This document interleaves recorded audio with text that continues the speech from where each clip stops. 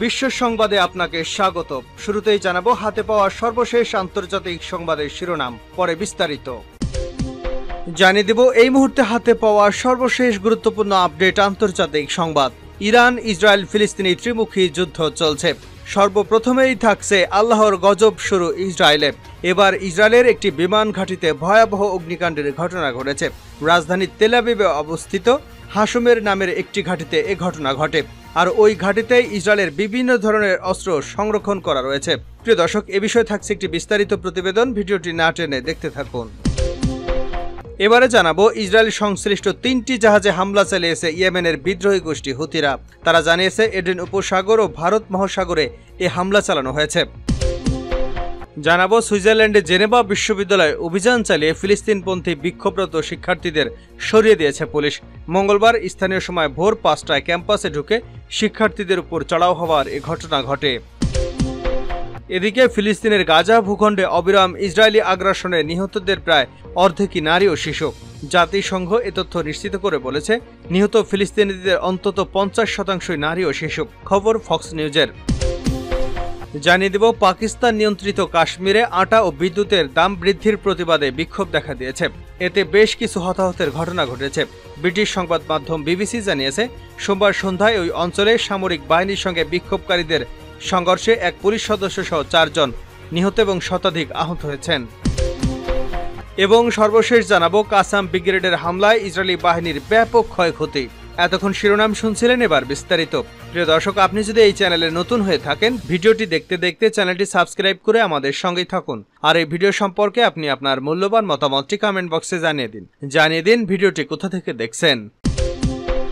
ইসরায়েলের সেনা ঘাঁটিতে ভয়াবহ আগুন। ইসরায়েলের একটি সেনা ঘাঁটিতে ভয়াবহ অগ্নিকাণ্ডের ঘটনা ঘটেছে।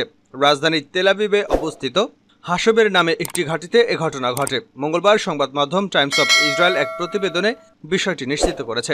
ওই ঘাঁটিতে বিভিন্ন ধরনের অস্ত্র সংরক্ষণ করা হয়। তাৎক্ষণিকভাবে সংবাদ মাধ্যমটি জানায়, আগুন নেভাতে প্রাথমিকভাবে ফায়ার সার্ভিসের 28টি দল কাজ করছে। তবে কিভাবে এই আগুনের সূত্রপাত হলো এ ব্যাপারে তাৎক্ষণিকভাবে কিছুই জানা যায়নি। ক্রাইসিস 24 নামের অপর এক সংবাদ মাধ্যম জানিয়েছে, আগুনের রিপোর্ট হাতে আসা পর্যন্ত হতাহতের ঘটনার কোনো খবর পাওয়া যায়নি। তবে আগুনের কারণে সেখানকার স্বাভাবিক কার্যক্রম বাধাগ্রস্ত হতে পারে। এছাড়া পূর্ব সতর্কতার অংশ হিসেবে আশপাশের অবকাঠামো থেকে সাধারণ মানুষকে সরিয়ে নেওয়া হতে পারে। ইসরায়েল সংশ্লিষ্ট 3টি জাহাজে ইয়েমেনিদের হামলা। ইসরায়েল সংশ্লিষ্ট 3টি জাহাজে হামলা চালিয়েছে ইয়েমেনের বিদ্রোহী গোষ্ঠী হুতিরা। তারা জানিয়েছে এডেন উপসাগর ও ভারত মহাসাগরে এ হামলা চালানো হয়েছে। বৃহস্পতিবার আল জাজিরার এক প্রতিবেদনে এ তথ্য জানানো হয়েছে। প্রতিবেদনে বলা হয়েছে, ইয়েমেনের হুতি বিদ্রোহীরা এডেন উপসাগরে 2টি এবং ভারত মহাসাগরে 1টি জাহাজে হামলার দাবি করেছে। বৃহস্পতিবার হুতিদের মুখপাত্র ইয়াহিয়া সারি বলেন, এডেন উপসাগরে এমএসসি ডিউক এবং এমএসসি জিনায় ব্যালিস্টিক ক্ষেপণাস্ত্র ও ড্রোন দিয়ে হামলা করা হয়েছে। 2টি হামলায় নির্দিষ্ট লক্ষ্যবস্তুতে আঘাত হানতে সক্ষম হয়েছে বলেও জানিয়েছেন তিনি। তবে এ বিষয়ে বিস্তারিত কিছু বলেননি। অন্যদিকে যুক্তরাষ্ট্রভিত্তিক মেরিটাইম ইনফরমেশন সেন্টার জানিয়েছে, মঙ্গলবার 2টি ক্ষেপণাস্ত্র দিয়ে হামলা চালানো হয়েছে। তবে এতে কোনো জাহাজ ক্ষয়ক্ষতি হয়নি। এছাড়া জাহাজের ক্রুরা নিরাপদে আছেন। ইসরায়েলিদের সংশ্লিষ্টতার অভিযোগে জাহাজগুলো হামলা লক্ষ্যবস্তু করা হয়েছে। দ্য অ্যাসোসিয়েট প্রেস নিউজ এজেন্সির এক প্রতিবেদনে বলা হয়েছে, এডেন উপসাগরে হামলা শিকার 2টি জাহাজ ছিল পানামার পতাকাবাহী এবং জেনেভা ভিত্তিক একটি কোম্পানির কন্টেইনার জাহাজ। এছাড়া ভারত মহাসাগরে এমএসসি ভিক্টোরিয়া নামের একটি জাহাজকে নিশানা করা হয়েছে। সম্প্রতি হুতিদের সামরিক শাখার মুখপাত্র ইয়াহিয়া সারি এক হুঁশিয়ারি দিয়ে বলেছেন, নিজেদের আয়ত্তে থাকা যে কোনো জায়গায় ইসরায়েলিগামী জাহাজে হামলা চালানো হবে। তিনি বলেন, ভূমধ্য সাগরে যেখানে আমরা পৌঁছতে পারব সেখানে ইসরায়েলের যে কোনো বন্দরগামী জাহাজে আমরা হামলা চালাবো। গাজায় ইসরায়েলি বাহিনীর বর্বরতা এবং ফিলিস্তিনের প্রতি সমর্থন জানিয়ে গত বছরের নভেম্বরে লোহিত সাগর, বাব আল মানদেব এবং এডেন উপসাগরে একের পর এক ইসরায়েলি জাহাজে হামলা চালিয়ে আসছে ইয়েমেনের হুতিরা। গাজা যুদ্ধ না থামা পর্যন্ত এই হামলা চলবে বলেও বার্তা দিয়ে আসছে গোষ্ঠীটি। হুতিদের হামলার ফলে লোহিত সাগর দিয়ে জাহাজ চলাচল বন্ধ করে দিয়েছে অনেক কোম্পানি। এজন্য তারা হর্ন অব আফ্রিকা ঘুরে গন্তব্য পাড়ি দিচ্ছে। ফলে তাদের দীর্ঘ পথ পাড়ি দেওয়ার কারণে একদিকে সময় বেশি লাগছে, অন্যদিকে পরিবহন ব্যয় অনেক বেড়ে যাচ্ছে। মার্কিন সেনা দপ্তরের তথ্য অনুযায়ী গত 19 নভেম্বর থেকে লোহিত সাগর ও এডেন উপসাগরে 50টিরও বেশি জাহাজে হামলা চালিয়েছে হুতিরা। তাদের হামলার ভয়ে বেশিরভাগ জাহাজ কোম্পানি গুরুত্বপূর্ণ এসব নৌপথ এড়িয়ে গন্তব্য পাড়ি দিচ্ছে। এতে পরিবহন ব্যয় বেড়ে যাওয়ায় বড় ধরনের ক্ষতির মুখে পড়েছে পশ্চিমারা। জেনেভা বিশ্ববিদ্যালয়ে ফিলিস্তিনপন্থী শিক্ষার্থীদের উপর চড়াও পুলিশ। সুইজারল্যান্ডের জেনেভায় বিশ্ববিদ্যালয়ে অভিযান চালিয়ে ফিলিস্তিনপন্থী বিক্ষোভরত শিক্ষার্থীদের সরিয়ে দিয়েছে পুলিশ। মঙ্গলবার স্থানীয় সময় ভোর 5টায় ক্যাম্পাসে ঢুকে শিক্ষার্থীদের উপর চড়াও হওয়ার এ ঘটনা ঘটে। পুলিশের অভিযানে সপ্তাহব্যাপী চলা বিক্ষোভের আপাতত ইতি ঘটল। সুইস দৈনিক লে টেম্পোরাসের বরাতে আনাদোলু এজেন্সি এ খবর দিয়েছে। শিক্ষার্থীরা জানান, অন্তত 25 জন পুলিশ সদস্য অতর্কিতভাবে বিক্ষোভ স্থলে প্রবেশ করে। বিশ্ববিদ্যালয়ের একটি ভবনে অবস্থান নিয়ে শিক্ষার্থীরা বিক্ষোভ করছিলেন। পুলিশের অভিযানের সময় অনেক শিক্ষার্থী ঘুমিয়েছিলেন। তারা আন্দোলনকারীদের স্থাপন করা ক্যাম্প ভেঙে দেয়। শিক্ষার্থীদের অপরাধীর মতো চেপে ধরে পিচমোড়া করে হাতপড়া পরানো হয়। এরপর তাদের জড়ো করার পর ভূগর্ভস্থ পার্কিংয়ে নিয়ে যাওয়া হয়। সেখানে পুলিশের গাড়িতে তোলার আগ পর্যন্ত বিক্ষোভকারীরা ফিলিস্তিনপন্থী স্লোগান দিতে থাকেন। বর্তমানে ক্যাম্পাসে পরিচ্ছন্নতার কাজ চলছে। শক্ত অবস্থানে আছে পুলিশ। ফিলিস্তিনের গাজা উপত্যকায় ইসরায়েলি হামলার প্রতিবাদে বিশ্ববিদ্যালয়টিতে বিক্ষোভ শুরু হয়। তারা যুদ্ধ বন্ধ এবং ইসরায়েলের সঙ্গে তাদের বিশ্ববিদ্যালয়ের সম্পর্ক ছিন্ন করার দাবি করেছেন। এ ঘটনায় বেশ মর্মাহত বিশ্ববিদ্যালয়টির শিক্ষার্থীরা। আমিরা নামের মরক্কোর এক শিক্ষার্থী আনাদুলুকে বলেন, পুলিশের অনেক সদস্য বেসামরিক লোকদের ছদ্মবেশে ছিলেন। তাদের মুখে মুখোশ ছিল। হাতকড়া পরা এবং গ্রেপ্তার হওয়া বেশিরভাগ শিক্ষার্থীকে এখন ছেড়ে দেওয়া হয়েছে। কিন্তু অপরাধীদের মতো হাতকড়া পরিয়ে আমাদের সহপাঠীদের নিয়ে যাওয়ায় সবাই হতাশ। তিনি বলেন, আমাদের আন্দোলন শান্তিপূর্ণ ছিল। আমরা কিচ্ছু করিনি। কোনো হিংসা বা কোনো বৈষম্য ঘৃণার পথ বেছে নেইনি। পুলিশ ঠিক করেনি, এটা ভালো হয়নি। আমরা তো ছাত্র, আমরা গাজায় শান্তি চাই। ফিলিস্তিনে নিহতদের প্রায় অর্ধেক নারী ও শিশু, দাবি জাতিসংঘের। ফিলিস্তিনের গাজা ভূখণ্ডে অবিরাম ইসরায়েলি আগ্রাসনে নিহতদের প্রায় অর্ধেক নারী ও শিশু। জাতিসংঘ এ তথ্য নিশ্চিত করেছে। নিহত ফিলিস্তিনিদের অন্তত 50% নারী ও শিশু। খবর ফক্স নিউজের। গাজার স্বাস্থ্য মন্ত্রণালয় জানিয়েছে, গত বছরের 7 অক্টোবর থেকে চলা ইসরায়েলের একটানা আগ্রাসনে অন্তত 35,173 জন নিহত হয়েছেন। গত 30 এপ্রিল পর্যন্ত নিহতদের মধ্যে প্রায় 25,000 জনকে শনাক্ত করা হয়েছে।